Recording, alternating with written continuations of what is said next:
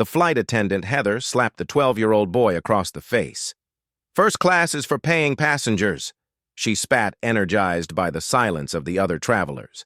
She was certain she was just dealing with a kid who'd snuck into the wrong seat. What she couldn't possibly know was that the boy, Elijah Carter, was the son of the airline's majority owner. And this wasn't just a regular flight. It was a secret audit orchestrated by Elijah's father to test the company's culture. Heather didn't just slap a child. She failed the test on camera. But what they didn't know was this wasn't just a boy. This was a setup. And justice, it was already airborne. Don't blink. This changes everything. The slap landed with a sharp crack slicing through the hush of first class like a gunshot. Elijah Carter's head jerked to the side, his cheek blossoming with heat and humiliation. Gasps erupted from the few passengers close enough to see it clearly. Others simply froze, forks, mid-air phones half raised. Unsure whether they just witnessed a disciplinary moment or something far worse, Elijah sat in seat 1A, his posture upright, a navy blue sweater perfectly pressed over a white-collared shirt. His small backpack was tucked neatly beneath his legs. He hadn't spoken a word out of turn. He hadn't even looked up. He was doing what his father had told him to. Stay calm. Stay observant. Be better than the system that wants you to lose composure. Heather Barnes, the flight attendant responsible for this violent eruption, stood over him, face flushed with a mix of self-righteousness and fury. "You little sneak," she spat. "Where did you even get that ticket? This isn't a public bus." Elijah blinked slowly, the sting still fresh on his face. He looked around. Some passengers stared in disbelief. Others quickly looked away. A few had pulled out phones, but they hesitated. Should they be filming this? Is it worth the trouble? One man sitting across the aisle began to record, but stopped halfway, subtly deleting the video and tucking his phone into his suit pocket. No witnesses, no accountability. "I asked you a question," Heather snapped. Her voice carried the kind of brittle tone that demanded obedience, not conversation. "Where did you get this boarding pass? Did someone let you sneak in?" "I have a valid ticket," Elijah said softly but clearly. His voice didn't waver, though his hands tightened around the armrests. "My name is on the manifest. You can verify it." Heather's lip curled. "Oh, I will, but not before you explain what you're doing here. First class is reserved for paying passengers, not whatever this is." She gestured dismissively, and the implication was louder than any insult. Not black children, not alone, not polite and composed and unapologetic. From the back of the cabin, a passenger cleared her throat. "Ma'am, maybe we should just—" Heather turned her fury toward the voice. "Please remain in your seat, ma'am. This is airline protocol." Elijah could feel the stares now, not just surprise, but judgment. A few people whispered to one another. A balding man in a gray blazer whispered something about entitled youth these days. A woman in pearls looked scandalized, clutching her handbag tighter against her lap. No one asked him if he was okay. No one offered help. They simply watched. "My father will handle this," Elijah said again. "Quieter now." Heather laughed Croy loud enough for everyone to hear. "Your father. What's he going to do, sue the airline? You think threatening people with lawsuits is going to let you lie your way into a first-class seat, please, from somewhere deeper in the plane?" A soft ping signaled the final boarding announcements. The pilot's voice came over the speaker, calm and sterile. "Flight 314 into New York will be departing in 10 minutes. Please ensure your seatbelts are fastened." Heather turned to the intercom. "We need gate security at the front cabin immediately. Unauthorized child in seat 1A. Possible fraud." Those words, unauthorized and fraud, cut sharper than the slap. Elijah exhaled slowly. He reached into his bag, ignoring Heather's protests, and pulled out a folder. He opened it carefully, revealing a first-class boarding pass with his name printed in bold Elijah Carter. Alongside it, an unaccompanied minor ID signed by a federal notary, and a government-issued identification card. I have the documents, he said. I checked in at the premium terminal. Everything was approved. Heather didn't even look at them. We'll see what security says. Behind her, a few more passengers shifted uncomfortably. One older woman, Sandra Whitman, seated in one seat, leaned forward slightly, her face pinched in concern. "Ma'am," she said gently, "that boy has done nothing wrong. Perhaps we should wait for someone to." Heather turned sharply. "Please stay out of this. The situation is under control." Sandra recoiled, her hands returning to her lap. Elijah didn't look at her. He stared straight ahead, blinking back the burn in his eyes. Two security officers boarded moments later. One looked younger, almost nervous. The other older, more weathered eyes already scanning the room like he expected trouble. "This the boy?" the older officer asked. Heather nodded. "He's occupying a seat he didn't pay for. Presented a fake ticket." Elijah held out the documents again. The older officer, his badge read L. Doyle, took them. He looked them over silently, scanning each one with practiced precision. He didn't say a word for a full 30 seconds. "These appear legitimate," Officer Doyle said finally. Heather's voice rose. "Appear he's 12. Do you really think he belongs here?" Elijah stood slowly, gathering his bag. He didn't wait to be asked. "It's okay," he said, his voice steady but low. "I'll go." Officer Doyle hesitated. "You're not required to." "I know," Elijah replied. "But sometimes it's easier to let people believe what they want to believe." As he turned to walk down the aisle, Sandra whispered, "I'm so sorry, sweetheart." Elijah paused, looked at her, and offered a small, exhausted smile. "It's not your fault." Heather followed close behind, arms crossed like she'd just conquered something worth winning. The passengers watched, still silent, some pretending to scroll their phones, others pretending not to feel ashamed. When Elijah stepped off the aircraft, he stopped, briefly reached into his sweater pocket, pulled out a tiny pen-shaped camera, and pressed a button. Recording saved. Far away in a quiet office overlooking the tarmac, a red notification blinked on a secure server, and across the runway in a private terminal, a black SUV pulled up.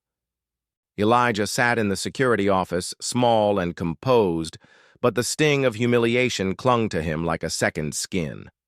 The fluorescent lighting made his navy sweater look faded, his hands resting motionless on his backpack in his lap. His documents lay in a scattered pile on the table before him. Boarding pass ID, minor consent forms all ignored now, like props in a performance no one cared to watch. The door creaked as it opened again. Officer Liam Doyle stepped in, followed by a younger officer. This one with a tight jaw and clipboard clutched like a weapon of truth. Neither sat. "Name," the younger one asked flatly. "Elijah Carter." He replied, voice low but clear. "Parents' names Jeremiah and Monica Carter." "Do they know where you are?" Elijah nodded. "I texted my father before boarding. He knew the flight time. I sent him another message just before they pulled me off." "And have they responded?" The younger officer raised an eyebrow. "No." Elijah admitted, a tremor slipping through. "Not yet." The officer scribbled something. "That's not helpful, kid." Officer Doyle stepped closer to the desk, his tone more measured. "Son, I reviewed your paperwork. Everything checks out. You had a valid seat." "Then why am I here?" Elijah asked. It wasn't defiant. It was genuine, plaintive. Doyle hesitated. "There's an allegation that you were disruptive, aggressive toward a crew member." Elijah blinked slowly. "Aggressive." The younger officer, his badge read M. Cross folded his arms. "The flight attendant claims you refused to comply with instructions and became verbally combative." "She slapped me." Cross tilted his head. "There's no video of that because people were scared to film it. One man started to then deleted it." "Convenient," Cross muttered. Elijah reached for his backpack, unzipping the small inner pouch with deliberate care. "There's a recording device in here. It captured audio." I can play it for you. Doyle glanced at Cross, who rolled his eyes. Let's not make this a tech demo. We need parental verification first. Elijah's shoulders tensed. So even with documentation, with a boarding pass, with audio proof, you're still treating me like I'm the problem. No one's accusing you of a crime, kid, Cross said. But when a crew member says you were hostile, we have to act on that. She was hostile. I didn't raise my voice once. Doyle sighed. We'll review everything. For now, just stay here. Your father will be contacted. Elijah sat back defeated. They didn't believe him, not because of evidence, but because it was easier not to. The door closed behind them. Time crawled. 15 minutes passed, then 30. No one returned. Elijah stared at the clock. It's ticking almost louder than his thoughts. He picked up his phone, stared at the single text he had sent to his father. It happened. No reply. He typed again. They pulled me off. Security office near gate 3. They don't believe me. The message delivered. No response. He stared blankly at the screen. From the hallway, he heard muffled voices. Kids causing a PR nightmare. Someone already tweeted a pic. We're holding him until a parent shows. Protocol. Heather's insisting he shoved her. Elijah's breath caught. She's lying. He thought she's doubling down. He stood and walked to the door, gently trying the handle locked back to the chair, his stomach twisted. He hadn't eaten since breakfast, but he didn't feel hunger, just a dense weight in his gut. He reached into his backpack again, pulling out the audio recorder. His fingers moved instinctively, pressing the playback button. The small device buzzed to life. Heather's voice burst from the speaker, harsh and clear. Where did you even get that ticket? This isn't a public bus. Then a sharp sound. The slap. Silence. Elijah closed his eyes. Even hearing it again made his cheek throb. The audio didn't lie. Why wasn't that enough? The door opened again. This time it wasn't the officers. It was Heather. She stood in the doorway, arms folded, looking entirely undisturbed. I was told not to speak with you, she said coolly, but I wanted to see how you're doing. Elijah didn't respond. You know it would have been easier if you just taken the economy seat, she continued. Less fuss, less attention. I had a first-class ticket, Elijah said. It had my name. You tore it. You should learn when to stay quiet. She snapped the facade, cracking just slightly. You may think you've got everything documented, but no one's going to believe a child over an airline employee with 15 years of spotless service. You hit me. She stepped closer, voice lowering. You resisted. It was defensive. I didn't even move. Heather's smile turned cold. Let's pretend for a moment your little recorder works. Who do you think runs the system that will review that tape? Do you think they'll side with you over me? Elijah didn't flinch. I think they'll hear the truth. Heather scoffed. You've got a lot to learn, kid. Then she turned and left. Elijah stared at the door for a long time after it closed. That was her mistake, he thought. She thought I was alone. He pulled out his phone again. He opened the secure messaging app, Carter Secure, that his father had installed on his phone 6 months ago. He tapped a preloaded contact, Tac-Tops. Father typed one word, active sent. He waited. Seconds later, the app vibrated. Message received. Containment initiated. Arrival in 28 minutes. Elijah's eyes stayed fixed on the screen. Heather thought the system would protect her, but she didn't know Elijah wasn't just a passenger. He was the beginning of a storm.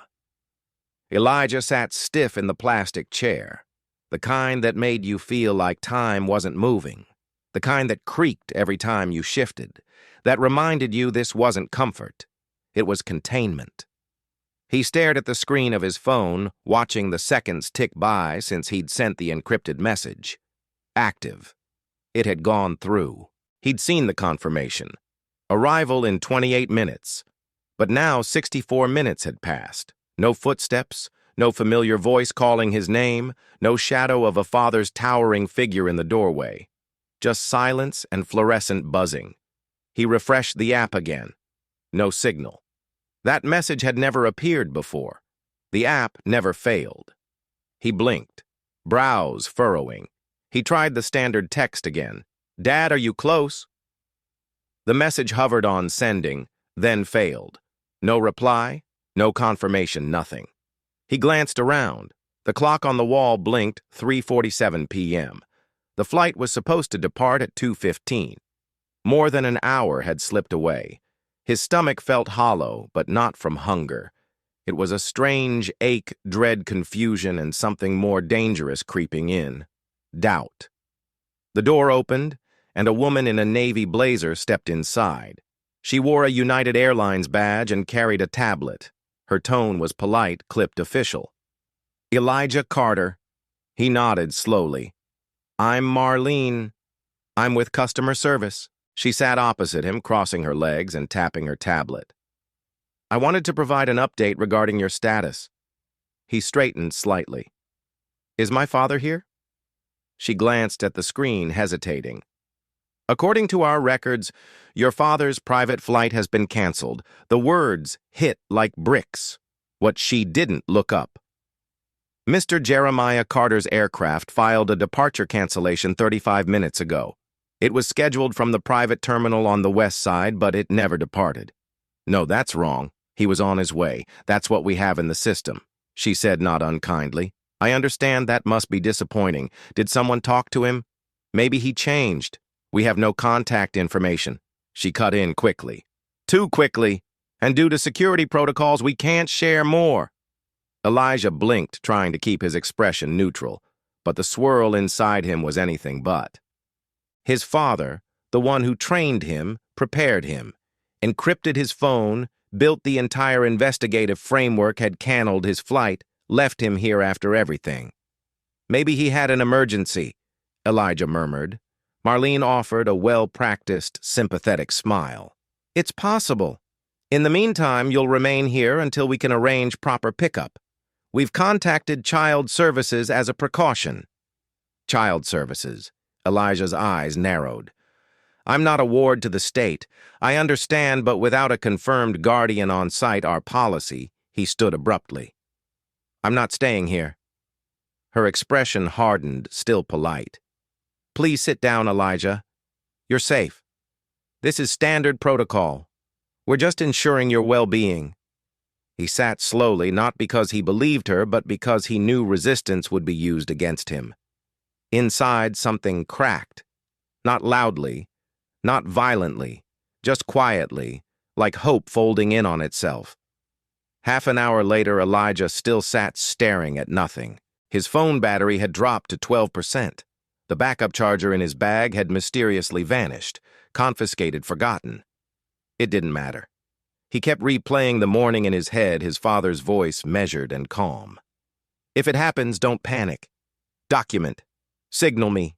I'll be there. Always. Always." The word rang hollow now.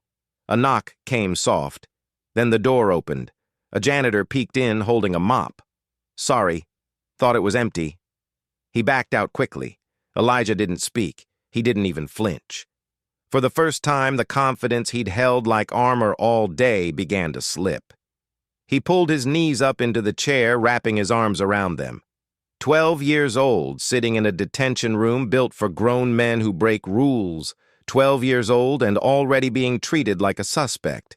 12 years old and abandoned by the one person he trusted to protect him. His head dropped onto his arms. He didn't cry, but he didn't hold anything in either. Just silence, stillness, a kind of surrender only a child could feel, and only after believing too long that they were stronger than they actually were. In another wing of the airport, Marlene stood by a vending machine speaking into her earpiece. "Yes, the message went through, but hasn't bounced back. His encrypted app is silent. We sent a decoy notice through the private terminal control system. Looks like he fell for it." "Good. What about the boy still in security? We've begun paperwork for temporary guardianship status.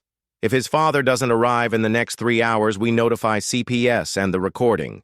We believe he still has the device, but his phone is nearly dead, and we've jammed his frequency range. A pause. Then the voice on the other end said, "Good work. Delay him as long as possible. We're almost clear." Marlene disconnected the call. Back in the security office, Elijah slowly opened his eyes. He didn't know yet that someone had lied. He didn't know the system was actively working to keep him contained. All he knew was that his father hadn't come. And for the first time in his life, Elijah Carter felt completely alone. The hum of silence was broken only by the low static buzz from the fluorescent light overhead. Elijah hadn't moved in 20 minutes. He sat curled in the same position, arms hugging his knees, face turned to the side, eyes open but blank. Outside the security office, Officer Liam Doyle stood leaning against the wall, flipping through a clipboard half-heartedly. He glanced occasionally through the small glass window, his brows furrowed. He didn't like this. The kid had all the right papers, every ID checked out, and still something felt off. Not in a bad way, in a way that made Doyle uneasy for a different reason. Like this wasn't just some overzealous flight attendant mistaking a child for trouble. The younger officer, Cross, strolled up beside him, holding a styrofoam cup of coffee. "Still babysitting?" Cross smirked. Doyle didn't answer. Cross nodded toward the room. "What's with him now? Quiet, not talking." "Good. Means we can get through this without a lawsuit." Doyle gave him a side glance. "You ever seen a 12-year-old carry a federal-level ID and a security-encrypted phone?" Cross shrugged. "Probably fake. His dad's rich. They forge that stuff all the time to get perks. But the documents weren't forged. Still doesn't explain why he was sitting in first class like he owned the plane." Doyle didn't respond. He glanced again into the room. Elijah hadn't moved. Cross took a sip of coffee. "Hey, by the way, the supervisor wants us to log any personal effects if we haven't yet." "Want me to grab the kid's bag?" Doyle paused. "Sure. Be careful. Don't mess with anything unless it's required." Cross nodded, entered the room, and returned a minute later carrying the backpack. "Feels heavy," he muttered. He unzipped it halfway, just enough to peek inside. Doyle turned, instinctively drawn closer. Inside was a textbook, a tablet, charger cables, and something else. Something tucked against the side attached with Velcro. Cross reached for it. "Stop," Doyle said sharply. Cross blinked.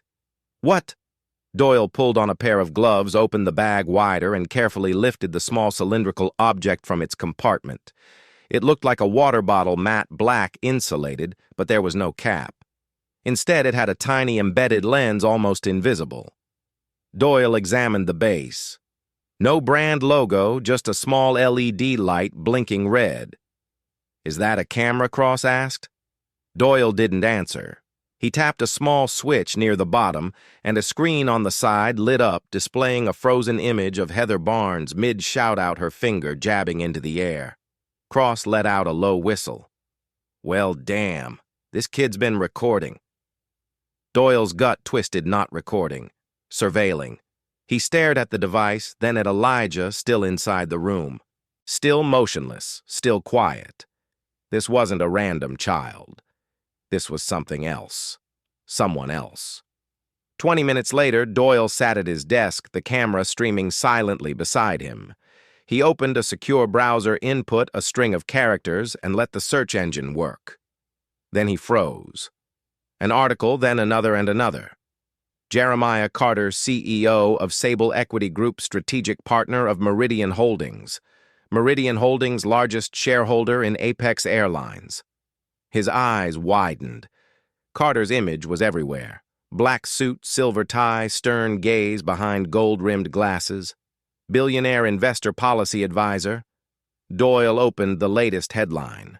Jeremiah Carter spearheads National Anti-Discrimination Initiative for Corporate Oversight. And beside him, in two different photos, was Elijah. Same navy sweater, same calm expression. Doyle sat back slowly. The boy in that room isn't just someone's kid. He was a Carter, and this was no accident. In a different corner of the airport, Marlene, the customer service agent from earlier, stood by the staff elevator scrolling her tablet when a janitor exited the lift and nodded politely. She barely glanced at him. He passed. 5 seconds later, her head snapped up. She turned, stared at the janitors retreating back. Something familiar. She opened a different app on her tablet, navigated to a database search tool, and typed a name. Elijah Carter. Search results flashed. Internal profiles, restricted newswire posts, tagged surveillance footage, and there it was. Visitor record. Meridian Holdings, New York headquarters. 3 months ago. Photo attached. Elijah in a blazer standing beside Jeremiah in a corporate lobby. Her mouth fell open slightly. What was a 12-year-old doing in a boardroom? Another file. Education grant delivery. Sable STEM program. Elijah's name was on the grant paperwork as a presenter. Marlene felt a chill spread through her arms. This wasn't some rich kid sneaking into first class. This was a kid with access, with positioning, with backing. And if that camera device had caught even half of what she suspected it had, she glanced over her shoulder, pulled out her earpiece. "Get me legal ops," she whispered. "Now." Back in the security room, Doyle walked back in slowly. Elijah's backpack returned to his shoulder. The boy looked up, face unreadable. "Do you know what this is?" Doyle asked quietly, holding the surveillance device. Elijah didn't answer immediately.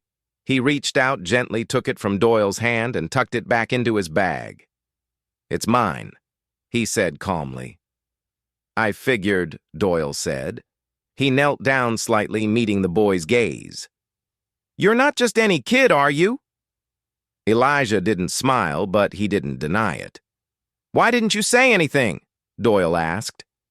"Because people don't listen when you do," Elijah said softly. "They only listen when you make them watch."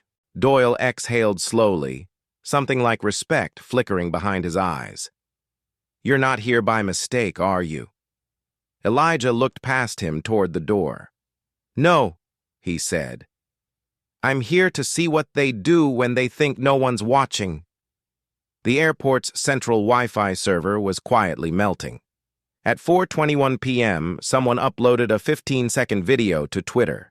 It was grainy, filmed in low angle from a phone wedged discreetly behind a purse. The frame shook slightly, but the content was unmistakable. A white flight attendant towering over a seated black child. Her voice was faint, but the tone carried enough venom to be unmistakable. Then came the slap. A pause, gasps. The boy looked stunned, his hand instinctively rising to his cheek. The video cut there. By 4:24 p.m., the clip had 3,100 views. By 4:37 p.m., it passed 90,000. By 4:41 p.m., the hat black boy slapped was trending. By 4:50 p.m., CNN, MSNBC, and HuffPost had all reposted the footage with a single question. Who is this child? Back in the security holding room, Elijah sat quietly while the camera inside his backpack blinked its silent red eye. He was no longer hugging his knees. He sat straight back, now headphones in one ear, his recorder resting on the table like a chest piece about to be moved. Officer Doyle hadn't returned. Officer Cross had, briefly but only to glare suspiciously and leave again. Marlene hadn't reappeared. No one had told Elijah what was happening. He didn't need them to. He could feel the shift in the air. The kind of pressure that meant someone upstairs had just discovered the floor beneath them was missing. He unlocked his phone again. The connection remained weak but strong enough to pull in news alerts. Breaking. Alleged assault of black miner on Flight 314 Sparks. Social media outrage. Black boy slapped trends nationwide. Amid allegations of racial discrimination, a blurry still image of him, eyes wide in shock, frozen mid-flinch, was splashed across 3 news outlets. They didn't have his name yet. That was intentional. Elijah tapped on the encrypted app again. He reviewed the status. Containment initiated, signal jamming active. They were still trying to isolate him. He smiled faintly. It meant they were afraid. He reached into his bag, pulled out the small cylindrical recorder, and placed it flat on the table. He pressed play. Heather's voice spilled into the room again. Sharp, cruel, unfiltered. "This isn't a public bus." Then the slap again and another voice his own. Quiet, unflinching. "I have a valid ticket." When he stopped the playback, set the device to sync via local backup and connected it to the audio splitter feeding into his tablet. It was time. In the operations office, 2 floors above, chaos had bloomed. "Who the hell uploaded that video?" barked Mitchell Dean, director of passenger affairs. "Why is this just hitting our radar now?" "Sir, the original source account is anonymous," a young communications rep stammered. "But it's gone viral. Major news outlets are already posting. We're being flooded. What about the flight crew? They're still en route to New York. Captain was notified and instructed to remain in contact. Heather Barnes is the one in question." Mitchell rubbed his temples. "Get legal on the line. Find out who this kid is and shut down any further press access to the terminal. We control this now, or we lose everything." Another aide burst into the room. "Sir, our newsroom monitor just pinged. The boy's name might be Elijah Carter." Everyone froze. Mitchell blinked. "Say that again." "Elijah Carter." Twitter cross-referenced it with facial recognition. "Same kid who visited Meridian Holdings HQ last quarter with Jeremiah Carter." "There's internal video." A beat of silence. Then Mitchell turned pale. "He's not just a passenger?" "No, sir," the aide replied. "He's the son of the man who owns nearly half our airline." Downstairs in the security room, Elijah tapped gently on the table with his fingers. The cadence was soft, controlled, a rhythm not unlike Morse code, though not quite. He knew what was coming. The moment a name leaked to the press, everything shifted. Every protocol, every power dynamic, every person who had dared call him a liar would pivot. He didn't flinch when the door burst open. Officer Doyle re-entered this time with a different posture, less defensive, more measured, and behind him was Marlene, whose eyes flicked rapidly between Elijah and his recording device. "You're trending," Doyle said without preamble. "I know," Elijah replied. Marlene stepped forward. "Elijah, we'd like to reassess the situation. There appears to have been some misunderstanding." "There was no misunderstanding," Elijah interrupted. His voice was soft, but the authority was undeniable. "There are calls coming in," Doyle added carefully. "Media, legal reps, even federal observers. Your father, he canceled his flight?" Elijah said without looking up. "That's not accurate," Marlene said, glancing at her tablet. There was a misouting of his flight log. "It's been corrected." "Meaning he's here," meaning Doyle said slowly. "He's expected to arrive within the next 15 minutes. Elijah gave the faintest nod. He tapped the recording device once more and let Heather's voice play again. Her laugh, her accusation, the slap. Doyle grimaced. Marlene looked down. Elijah paused the audio. "Now you want to reassess?" he asked. "No one wants this to escalate," Marlene said. "It already did," Elijah said. "You just didn't expect anyone to notice." There was no bravado in his voice, no rage, just disappointment and the quiet power of a child who had nothing to prove anymore. Doyle sighed. "We're assigning you a liaison. You'll be moved to a private waiting area." "Fine," Elijah said, standing. "But I'm keeping this," he pointed to the recorder. "No one's touching it," Doyle said quickly. Elijah placed it back in his bag, slung the straps over his shoulders, and walked past them. He didn't need an escort. They followed anyway. At the media booth near the airport's press desk, phones were ringing non-stop, screens lit up with side-by-side images. Heather Barnes mid-shout Elijah's stunned expression. Jeremiah Carter at a UN podium 6 months ago. One trending tweet read, "She slapped the son of the man who signs her paycheck. Let that sink in." Elijah reached the private terminal waiting room where an agent offered him water, apologized profusely, and tried to make eye contact. He declined the water. He sat down. He opened his tablet. Then he pressed upload, the full cabin recording 3 angles of video and an audio log longer than 90 minutes, all encrypted, time-stamped, and verified.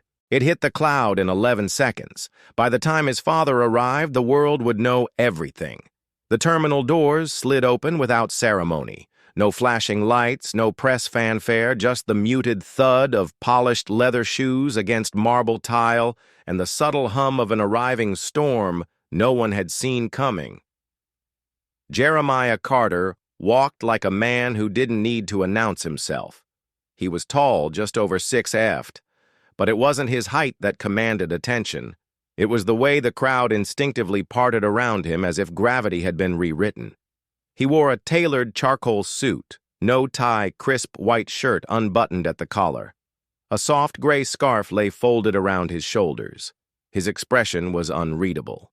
Behind him followed 2 discreet but unmistakably professional men, plain clothes, earpieces, clean-cut security clearly. And beside him walked a woman in a sleek navy pants suit holding a tablet and a leather folder. His lead counsel, Maya Rios, recognizable to anyone who followed high-profile litigation. Jeremiah didn't break stride. He didn't scan the crowd. He walked as if he already knew exactly where his son was, and more importantly, who had failed him. At that very moment, CNN's live feed from the airport bannered across phones, tablets, and TV screens nationwide. Breaking. Jeremiah Carter arrives at LAX amid discrimination scandal involving minor son. Below the headline, Carter is CEO of Sable Equity and strategic partner to Apex Airlines. Airport officials under scrutiny. In the airport's crisis management office, panic had become its own language. They said, "What?" barked Mitchell Dean, still sweating from 3 back-to-back interviews. CNN has footage of Jeremiah walking through Concourse B. It's already looping on every major channel. Their anchor just called it the corporate reckoning of the year. Where is Barnes still airborne? Flight 314 is in holding. They haven't been allowed to land at JFK. Mitchell turned to his deputy. "Tell legal to prepare a public statement. Damage control protocol Delta 9 now." An intern ran in, breathless. "Sir, Mr. Carter has requested access to all surveillance footage related to Gate 12 flight check-in and cabin audio between 1:00 and 3:30 p.m. Mitchell palled. "He what?" The intern held up a signed court order, fast-tracked sealed federal filed 15 minutes ago by Maya Rios, already approved. Another aide whispered, "Sir, that's his lawyer, the one who took down Stonewell Logistics." Mitchell felt his knees lock. "We're cooked." At the private lounge, Elijah sat upright in a gray leather armchair. He hadn't changed position since uploading the cabin audio. The news ticked silently on the wall-mounted TV. His face flashed again and again, blurred at first, now public. There was a soft knock on the glass. He turned, and there he was, Jeremiah Carter. Not as the CEO who spoke to senators. Not as the man who addressed the UN, but as a father. Elijah stood. He didn't run, he didn't cry. But something in his chest loosened when Jeremiah opened the door, walked in, and knelt down. "You okay, son?" "I waited." "I know you didn't cancel." Jeremiah's jaw tightened. "They spoofed my flight data, blocked every signal in and out. We're filing criminal interference charges." For a long moment, Elijah just looked at him. Then he leaned in and hugged him, tight, short, controlled, but real. "I did what you said," Elijah whispered. Jeremiah pulled back, met his son's eyes. "I saw. You didn't just endure it, you exposed it." He stood, turned to Maya, and gave a single nod. She opened her tablet, pressed send. Every legal department in the airport received a simultaneous notice. Produce all relevant footage within 15 minutes or be held in contempt of federal court. Marlene watched it all from a corridor monitor, face drained. "He's here," she murmured. Her supervisor didn't reply. They were both watching the same screen. Jeremiah and Elijah standing side by side, Maya Rios receiving documents from federal agents. And in the background, 2 Apex Airlines executives being escorted away for consultation. At the gate, The ripple effects hit faster than anyone could contain them. Passengers from Flight 314, many still unaware of what had happened, now streamed into a holding area. Some checked Twitter mid-step and froze. Others saw Jeremiah in person and murmured audibly. One woman holding a baby gasped, "That's the man from the housing reform bill." Another whispered, "His son's the one they slept." And the gate agents... They stood motionless behind their counters, eyes darting, waiting for someone to tell them if they still had jobs. In the press conference lounge, hastily constructed in Terminal D, CNN, BBC, and Reuters had already set up cameras. At 5:17 p.m., Jeremiah Carter stepped up to the podium. No notes, no teleprompter, just the weight of the moment. "My name is Jeremiah Carter," he began. "You may know me as the CEO of Sable Equity. Today I stand here simply as a father." He paused, letting the room settle. 2 hours ago, my 12-year-old son, Elijah, was physically assaulted and publicly humiliated aboard a flight operated by a company I partially own. The fact that my financial position didn't shield him only confirms what many of you already know. Discrimination does not stop for money or manners or children. He gestured toward Maya, who tapped her tablet again. Behind him, a screen lit up. Heather Barnes's voice boomed across the speakers. "Where did you even get that ticket? This isn't a public bus." Then the sound of the slap. Gasps filled the room. Jeremiah continued, "This is not an isolated incident. This is a pattern, and my son is not the first, but he will be the last." The cameras didn't blink. The world watched. The footage never arrived. Despite the federal court order, despite Maya Rios's precision in timing and delivery, despite the entire country watching, nothing came back. No cabin recordings, no gate surveillance, no passenger manifests, nothing.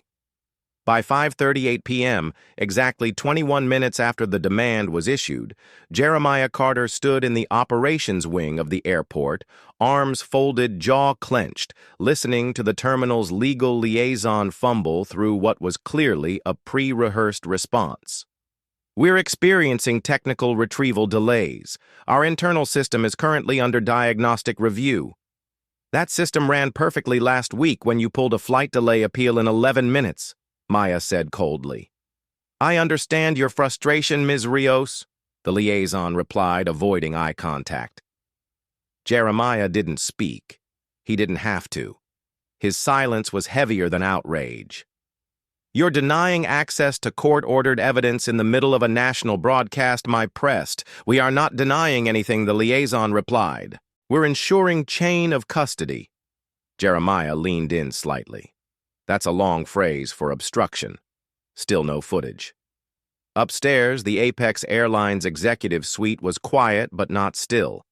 The emergency board meeting had convened behind closed doors, blinds drawn, phones confiscated. Every action meant to buy time, not solve problems, contain them. "We need to isolate Carter from internal systems," said Director Harmon, head of corporate risk. "He's a strategic partner." Another board member said he owns 47% of our shares. "He doesn't own the servers," Harmon snapped. "We pull API access, restrict footage privileges, cite data integrity protocols, and flag everything for cross-departmental review. That buys us 48 hours. Someone else added, "If we hand over that footage, it's career-ending." "You heard what was on the audio. Imagine what's on the video." "What if the press finds out we're stalling?" a legal advisor asked. "They won't," Harmon said. "We're already redirecting media inquiries. This storm will pass." Everyone nodded. No one noticed the junior compliance officer seated near the door, silently taking notes, her eyes narrowing. Back in the terminal, Elijah sat next to his father again. He had sensed the shift before anyone said it aloud. The energy had changed. No longer that swelling wave of justice breaking through barriers. Now it was static resistance. The same old walls rising again, reinforced with new polish and deeper deceit. "They're stalling," he said quietly. Jeremiah didn't answer at first. He was watching something on Maya's tablet. A notice from the Apex server room. "System offline. Retrieval pending." Why stall when they know the world's watching, Elijah asked. Because they've done this before, Jeremiah said. Maybe not to me, but to others. And it worked. He turned to face his son. They're not afraid of being caught. They're afraid of being accountable. Outside the glass windows, reporters pressed closer, held back only by security lines. Signs were beginning to appear. Justice for Elijah. We believe the kids. Fly fair or don't fly. But inside the room, nothing was moving. For the first time since he arrived, Jeremiah's voice dropped. They won't give us the footage. Elijah absorbed that quietly. So what now? He asked. Jeremiah didn't answer, not immediately. CNN's anchor paused mid-sentence during their 6 p.m. segment. We're receiving word now that Apex Airlines has not complied with the court order to release Flight 314's passenger and security records. The Carter legal team has issued a formal complaint citing intentional obstruction. The panel on screen shifted. What message does this send? One guest asked. That Apex has more to hide than just a rogue flight attendant. Another replied, This is systemic. Twitter exploded. Hatched Apex cover-up. Where is the footage? Elijah deserves the truth. What began as outrage over a slap had evolved into something bigger. Rage over silence. Mitchell Dean stood with his back to the glass in the executive suite, watching the crowd grow outside.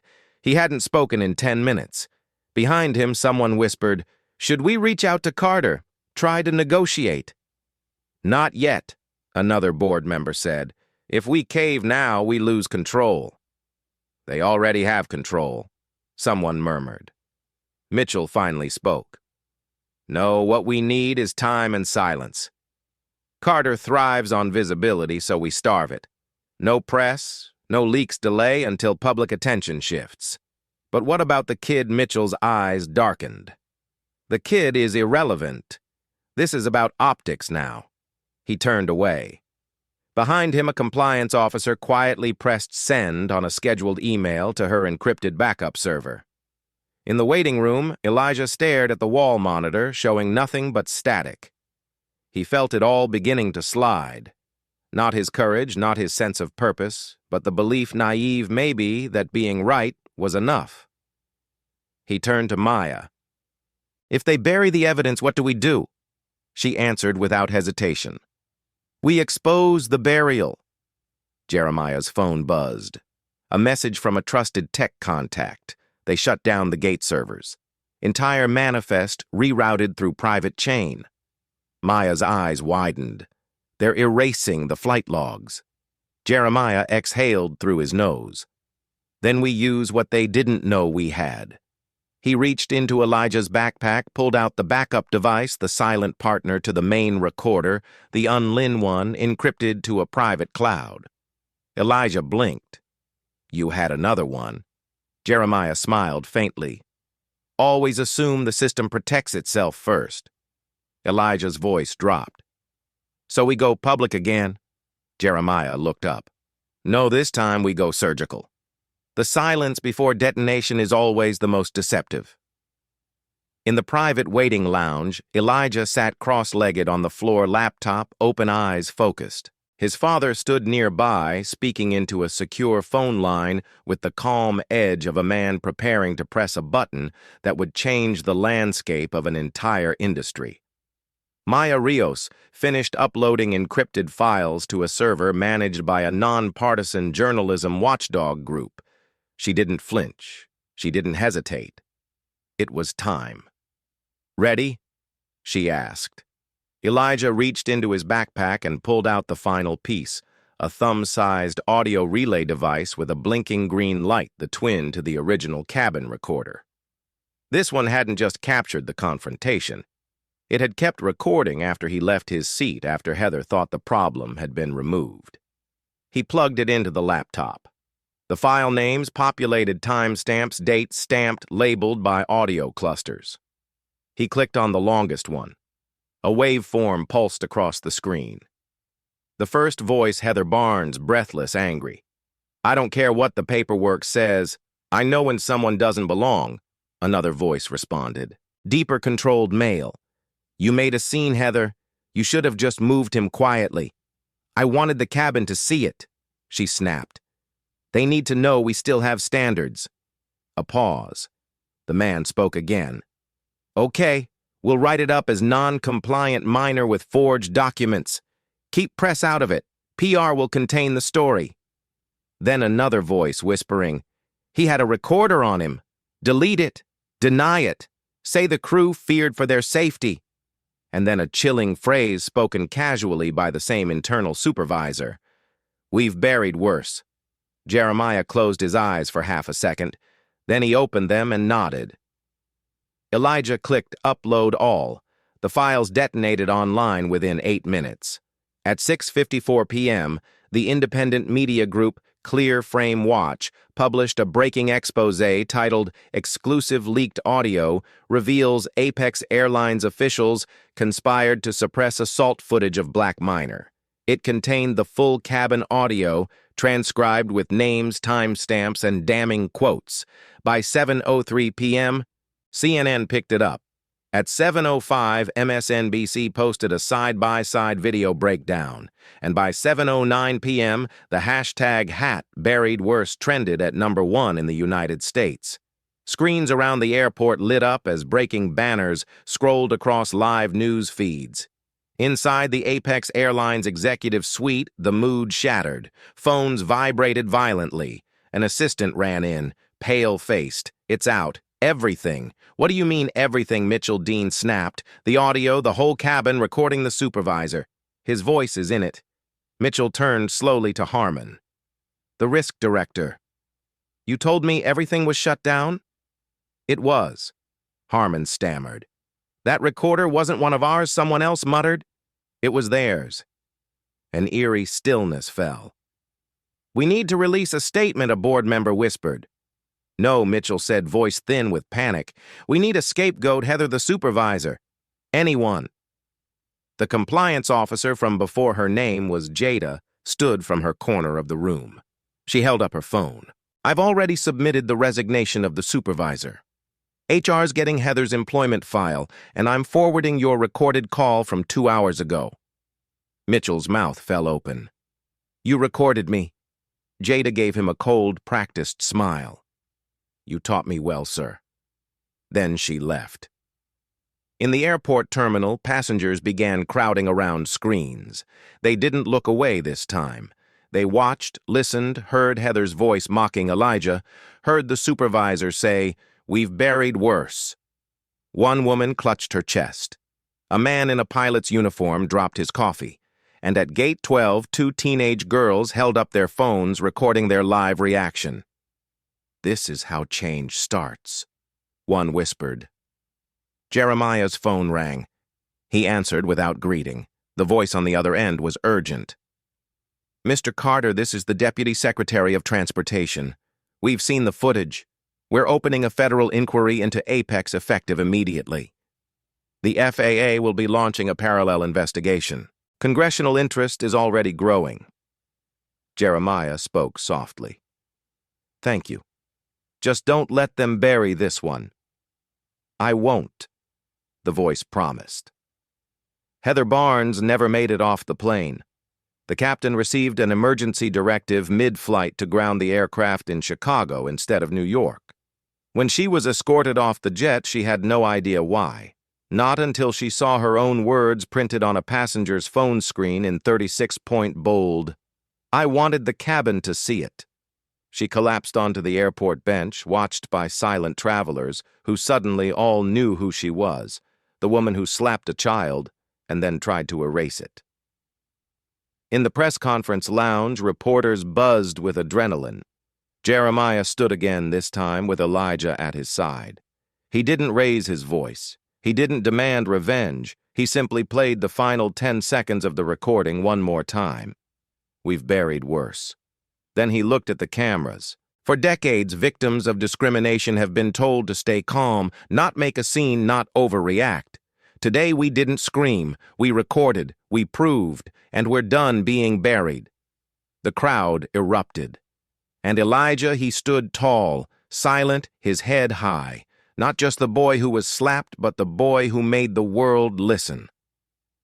At exactly 7:45 p.m., the doors of Apex Airlines' Topfall boardroom slammed shut behind Jeremiah Carter. The room was a fortress of mahogany and glass, surrounded by executives who looked more like defendants than decision-makers. At the far end, a projection screen glowed faintly, paused on the final frame of the leaked audio transcript. Jeremiah didn't sit. He stood at the head of the long, oval table, hands planted firmly on the polished wood eyes, cutting through each person seated like a blade of ice. "My name," he began, "is Jeremiah Carter. Some of you may already know me as the CEO of Sable Equity, but tonight, allow me to reintroduce myself." He paused, letting silence press in. "I am the strategic investment partner who controls 47% of Apex Airlines' institutional voting shares." A collective intake of breath rippled across the table. One executive dropped his pen. Another adjusted his tie so tightly it looked like a noose. Jeremiah continued, "Until now, I've remained in the background funding growth, supporting expansion, trusting leadership. But today, that trust ended the moment you allowed my son to be assaulted, silenced, and targeted by your people." Someone at the far end tried to speak. "Mr. Carter, if we can clarify," Jeremiah raised a hand. Just one. The room fell silent. "You buried footage, you falsified logs, you empowered a flight attendant with a history of discriminatory complaints to act unchecked. And worst of all, you underestimated who you were dealing with." He gestured to Maya, who stood beside him holding a remote. She clicked. The screen lit up. Line graphs, complaint histories, internal memos, and a damning slide titled, "Pattern of Negligence, 17 Incidents in 24 Months." Jeremiah's voice dropped to a surgical calm. "For 6 months, my team conducted a quiet systemic audit of Apex's handling of customer discrimination reports. We filed anonymous grievances. We tracked response times. We monitored repeat offenders. And we built a case." He turned, slowly facing the CEO of Apex, a red-faced man named Colin Strad, who had spent the last 2 hours dodging media calls. Jeremiah leveled his gaze, and what broke the silence wasn't just your employee's hand across my son's face, it was your silence afterward. Stroud swallowed hard. "Mr. Carter, I save it." Another click from Maya. Up flashed Heather Barnes's employee profile highlighted with red flags. 3 internal investigations, 2 settlements, 1 ignored termination recommendation, and below that a note scribbled by a VP of HR. 2 connected to fire. The boardroom collectively exhaled. Effective immediately, Jeremiah announced, "I am invoking Clause 7C of the Apex Sable Shareholder Agreement. Strategic Emergency Override." Gasps this time. Audible ones. "You can't just someone started." "I can," Jeremiah said. "And I just did." He pulled out a sleek folder, flipped it open, and handed Mia the microphone.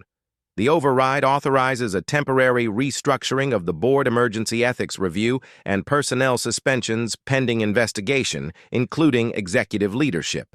Colin Strad's face pad. "You're removing the CEO," he sputtered. "No," Jeremiah said. "You're resigning." Outside the boardroom, chaos had become clockwork. The press was camped just beyond the security lines. Passengers, some delayed, others just curious, watched live streams unfold on their phones. The phrase "Carter coup" began trending within 20 minutes. Inside the boardroom, Maya passed out sealed folders to each board member. Inside, individual compliance failures, conflict of interest documents, and most damning of all, a proposal for cultural retraining submitted by a former DEI consultant buried 12 months prior. "The plan you ignored," Maya said calmly. Stroud stood desperate. "We made mistakes, yes, but a hostile takeover won't fix the optics." Jeremiah leaned forward. "This isn't about optics. This is about culture, and culture starts at the top." He turned to the chief operations officer. "Where's Heather Barnes now? She's in Chicago, grounded mid-flight." "Good. She's being summoned for an internal hearing tonight." The room froze again. "She's what?" another VP asked. You think this ends with her termination? No, we're doing it differently. Public accountability, not press statements. At 8:13 p.m., a live feed flickered to life in the boardroom, a private meeting room in O'Hare Airport, Chicago. Heather Barnes sat across from a corporate representative, her face drawn, her hands clenched in her lap. In the corner, a monitor lived streaming to this room and another two federal oversight officials. Jeremiah's voice echoed through the feed. Heather Barnes, you've been summoned to respond to the public footage and audio collected during Flight 3114. Heather looked into the camera, eyes glassy. I was doing my job. No, Jeremiah replied, still speaking from the Apex boardroom. You were doing what this company allowed for too long, treating bias as protocol. She didn't respond, and for once, she didn't argue. At 8:31 p.m., Jeremiah turned back to the board. I'm not here for vengeance, he said. I'm here for structure. He handed Maya a final document. She read it aloud. Effective immediately, the following reforms will be enacted at Apex Airlines. 1 third-party ethics oversight, 2 mandatory DEI training for all cabin crew, 3 real-time passenger feedback reporting system, 4 federal compliance tracking audited quarterly, 5 youth passenger protection policy enacted fleet-wide. Then he addressed the board one last time. You'll stay for now, but only if you rebuild this company from the bones up, or I'll replace every single one of you. He turned and walked out, Maya behind him. Not a word more. Outside the boardroom, Elijah stood waiting. Jeremiah approached, placed a hand on his son's shoulder. It's done. Jeremiah nodded. No one buries this. Elijah didn't smile, but his eyes said everything. The boy they tried to remove had just restructured the very system that tried to erase him. Heather Barnes sat under the sterile glow of the overhead light in the Chicago interrogation room, her fingers twitching slightly against the armrests. Across from her sat an Apex Airlines compliance officer, a federal observer, and a screen showing Jeremiah Carter's face live from the Apex boardroom in Los Angeles. The world had already judged her. Social media had branded her a racist. The headlines labeled her the face of corporate cruelty, but she hadn't said everything yet, and what she was about to say would turn the storm back in an unexpected direction. I made a mistake, Heather said, eyes lowered. Multiple, the compliance officer corrected. Heather lifted her gaze slowly. Yes, but you want the full truth? Then let's talk about why people like me were allowed to thrive in this company for so long. The screen crackled faintly as Jeremiah leaned forward slightly, arms crossed. Enlighten us. Heather inhaled deeply, then turned toward the Federal Observer. 18 months ago, Apex Airlines canceled its comprehensive ethics training program for all in-flight staff. Diversity, amphibious escalation control. The entire curriculum was slashed. The observer raised an eyebrow. On what grounds? Heather looked straight into the camera. Cost optimization. The order came from Apex's Financial Advisory Board, signed and authorized by Jeremiah Carter in the Los Angeles boardroom. The air turned frigid. Maya turned toward Jeremiah slowly, her mouth half open. He said nothing. Heather continued. More composed now. We were told to watch one video module, 30 minutes, no real testing. Just click through and check the box. That doesn't excuse your actions, Maya interjected. I'm not saying it does, Heather replied. I'm saying I was exactly who they created and exactly what they budgeted for. Then she dropped the final blow. And if you check the memo from that cancellation, you'll see Mr. Carter's initials on the bottom. JC, it wasn't buried. It's public. You just never thought to look. The boardroom erupted in whispered gasps. Phones buzzed. Aides began scanning the internal document database. One of them, an intern, found it in under 2 minutes. Dated 18 months prior. Subject personnel. Cost Optimization Initiative, Phase 2. Paragraph 4, Line 3. Ethics and diversity training will be transitioned to self-paced learning to minimize quarterly training expenses. Executive sponsor, J. Carter. Jeremiah stared at the projection screen as the words flashed in front of him. He didn't speak. He didn't need to. His silence said everything. Maya leaned in. "Did you sign that?" He nodded once. "Yes." Elijah, standing outside the boardroom watching through the glass, felt his chest tighten. For a moment, just a breath. His father looked fallible human part of the machine he was trying to dismantle. The news spread quickly. Jeremiah Carter authorized budget cuts that weakened Apex ethics program. The man saving the airline helped break it. Hashtag double-edged Carter begins trending. The public reaction splintered. Some cried hypocrisy, others called it growth, but all agreed. It was a twist no one saw coming. Back in the Chicago room, Heather leaned back, arms folded. "I'm not the hero," she said, "but I'm not the only villain." The compliance officer looked unsettled. The Federal Observer scribbled in her notebook. Jeremiah cleared his throat in Los Angeles. "You're right," he said softly. "You're absolutely right." The room stilled, he continued. "I authorized that cut. I read the proposal. I weighed the numbers. And I prioritized financial efficiency over human decency. I thought it was a temporary adjustment. I thought we'd make it back up later." He looked straight into the camera. "I was wrong."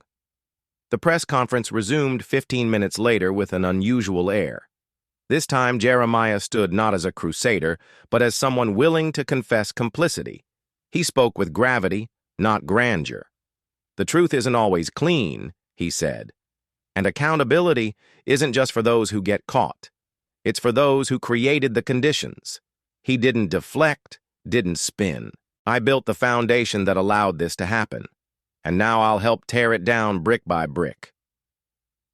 In the waiting lounge, Elijah watched the live feed in silence. Beside him, Maya sat head bowed slightly. "You okay?" she asked softly. He nodded, but his voice was distant. "It's strange." "What is watching your hero become part of the problem and still choosing to believe in him?" Maya didn't respond because there was nothing to say, just the hum of a new kind of clarity. By 9:15 p.m., the company's stock had dropped another 4 points, but public sentiment was shifting again.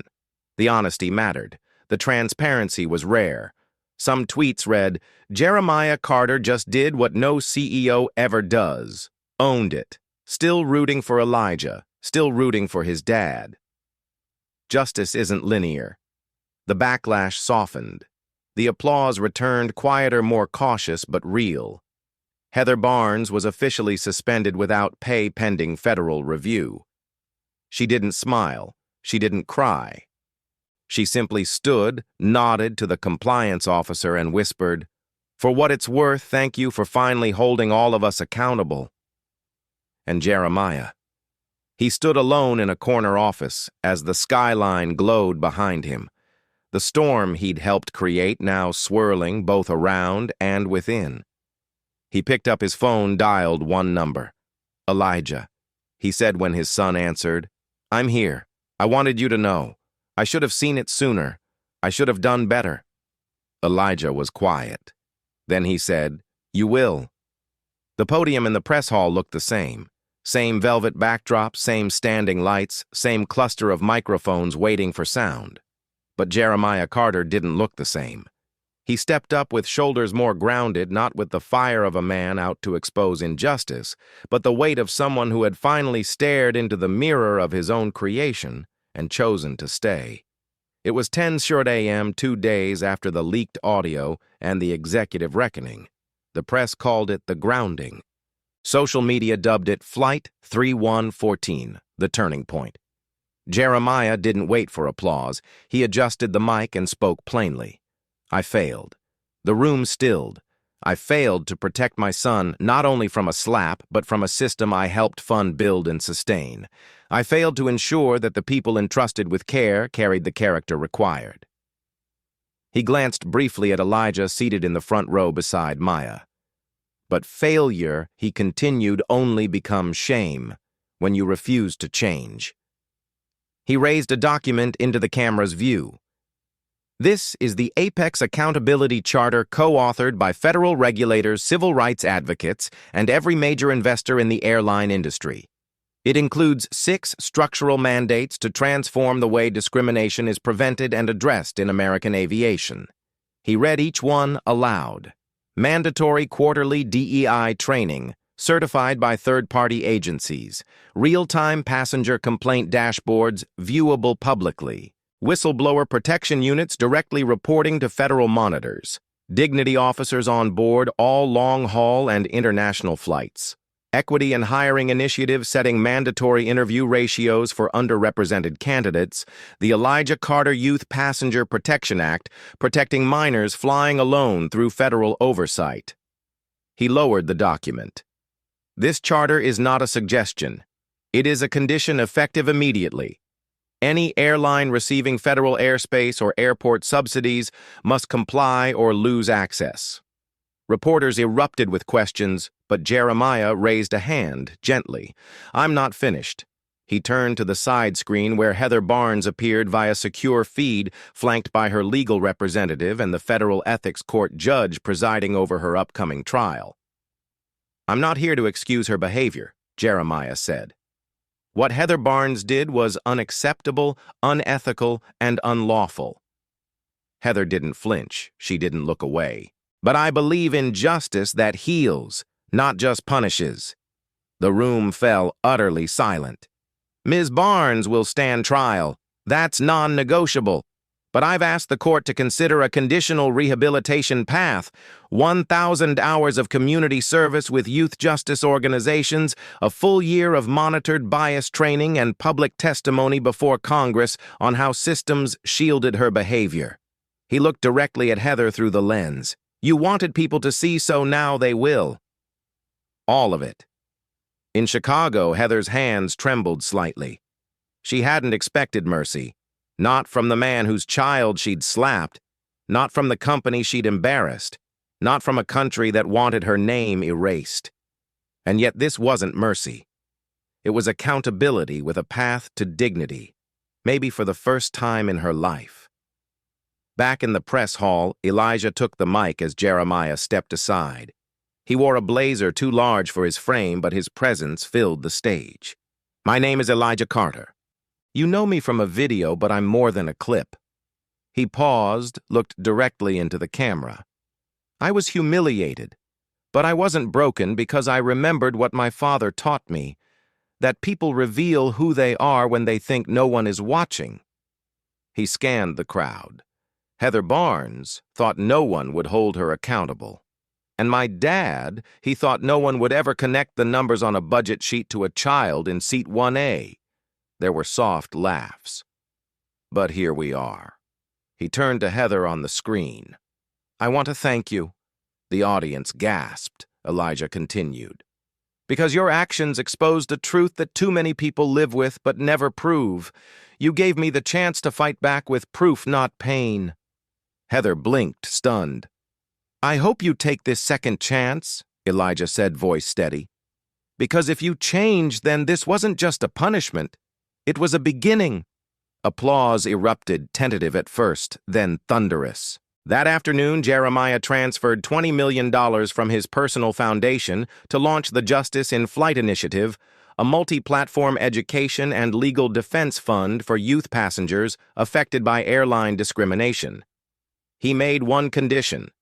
It could never bear his name. Instead, it was titled the Elijah Fund. The industry took notice. Delta, American, JetBlue all issued public commitments to join the reform. The FAA launched a permanent civil rights oversight unit. The Department of Transportation awarded Elijah a Youth Civil Advocacy honor. But perhaps the most meaningful moment came later that evening, away from cameras. In a quiet hallway, Elijah and Heather crossed paths virtually through an arranged, secure video call set up by Maya in the federal court. Heather looked tired. Not broken, but weathered. "I don't expect forgiveness," she said softly. "I'm not offering it," Elijah replied. She nodded. "But I do believe," he added, "that people aren't born cruel. They're shaped that way, and maybe reshaped." Heather swallowed hard. "I want to learn," she said. Elijah offered a faint smile. Then start by listening. Outside, the night sky stretched wide. Airplanes blinked in patterns across the dark, but inside that airport, inside that movement, a system shifted. Not because of vengeance, but because a boy didn't stay silent and a father didn't stay blind. The chamber was silent, an echoing, reverent silence reserved for the weight of history. Blue and white United Nations flags rippled gently behind the podium. The seal of the Human Rights Council emblazoned on the wall like a promise carved into stone. Delegates from 193 countries sat in polished rows, heads tilted forward, translators poised with earpieces, and not a single phone rang.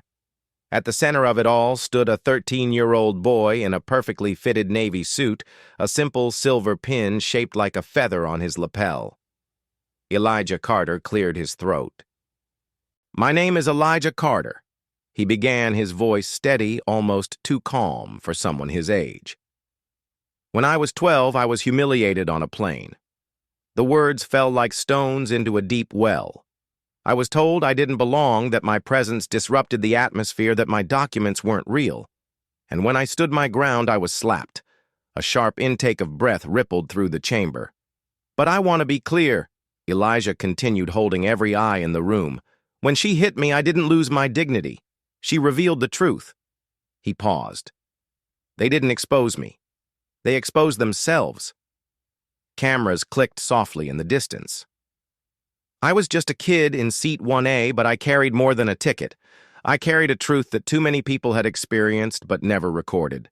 And I had one gift they didn't expect. A system behind me that refused to let silence win." He glanced up. "To the children watching this, when they say you're too young to speak truth, speak louder. And to the adults, when you think no one is watching, remember someone always is." The applause was thunderous. Not polite, not diplomatic, real long-standing, and many didn't sit back down. 1 year had passed since Flight 314. Heather Barnes had completed her federal rehabilitation program. She had stood before Congress. She had volunteered in 5 cities, worked with young people from marginalized communities, and quietly built something new inside her self-understanding. Today, she taught ethics and amphibious training at a nonprofit serving airline personnel. When asked in an interview what changed her, she replied without hesitation. "Elijah Carter looked me in the eye and said, 'Start by listening.' So I did."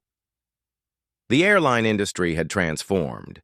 Apex Airlines had become the first carrier to publish real-time discrimination metrics. Every major airline now had a chief equity officer.